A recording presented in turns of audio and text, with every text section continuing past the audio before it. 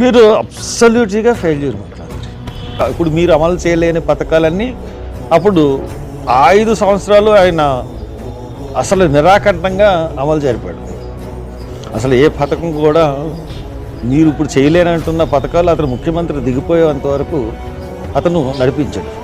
అంటే మీరు అడ్మినిస్ట్రేటరా లేకపోతే జగన్మోహన్ రెడ్డి అడ్మినిస్ట్రేటరా? మీకన్నా పేదలకు సంక్షేమ పథకాలు ఇవ్వడంలో జగన్ అగ్రభాగాన ఉన్నాడని నిస్సందేహంగా మటుకు కనపడుతుంది. మీరు వచ్చి 8 నెలలు అయింది.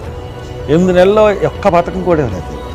స్కాలర్షిప్లు ఇవ్వలేదు, నిరుద్యోగ భృతి ఇవ్వలేదు, అంగన్వాడీకి ఏం చేయలేదు, తర్వాత ఆశా వర్కర్కి ఏం చేయలేదు, తర్వాత మీరు ఇస్తారన్న సూపర్ 6 హామీలు, ఉచిత బస్సు, అన్నీ ఎవ్రీథింగ్, తల్లి వందనం, అప్పుడు దాకా నడుస్తున్న తల్లి పెన్షన్లు, అంటే 18 to 50 years లేడీస్కి మీరు ప్రతి నెల 1500 ఇస్తా అన్నారు, అది లేదు. 10 సంవత్సరం 1500 ఇస్తా అన్నారు, అది లేదు. ఎవ్రీథింగ్, అసలు ఒక్క పథకం కూడా ఇవ్వలేని అసమర్థ చేతకాని ముఖ్యమంత్రిగా చరిత్రలో నిలిచిపోతున్నాను. ఇంత అసమర్థ ముఖ్యమంత్రిని ఇప్పటి వరకు నేను చూడలేదు. అంటే హామీలు ఇచ్చేసి నెగ్గేసిన తర్వాత ఎగ్గొట్టేద్దాం, ఆలోచన కదా. ఎంత మోసగారితం.